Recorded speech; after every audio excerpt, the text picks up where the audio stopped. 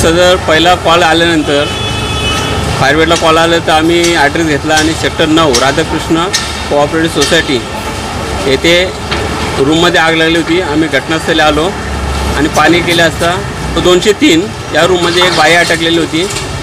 आम्ही त्या बाईला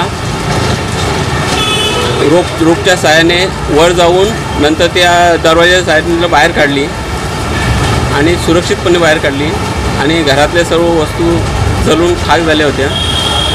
गॅस लाईन असल्यामुळे आम्ही सर्व गॅस लाईन बंद केली आणि तिथं होणारा जो धोका आहे तो टाळला। आग ही शॉर्ट सर्किटमुळे लागली असा अंदाज आहे। जीवितहानी काय झाली नाही। आम्ही एक लेडीज होती ती मालकीन तिला सुखरूप बाहेर काढले। ना वंदना ढोकणे।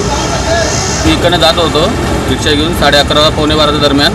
तिथं सगळे आरडाओरडा चालू होती की आग लागली। तर मी रिक्षाला साईडला आलेले। नंतर आम्ही सगळेजण पळत गेलो। नंतर या दोघं तिघांना घेतलं सोबत। वरती गेलं तर आतमधला ग्रिलचा दरवाजा बंद होता।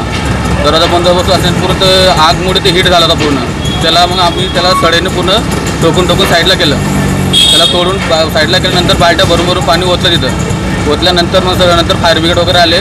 नंतर आपले पोलीस स्टेशनचे कदम साहेब पण आले। नंतर हा भाऊ पण आला। नंतर असं करून मग ते आतमध्ये याला पाठवलं। नंतर मग ते लेडीला बाहेर काढल्यानंतर मग आग पूर्ण विझवली।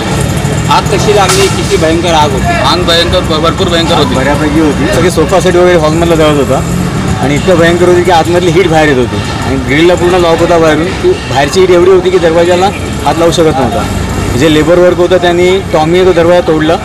त्याच्यानंतर बाजूच्या मेडिकल TVS वाल्यांनी ते फायर फायटिंगचा बाटला आणलेला।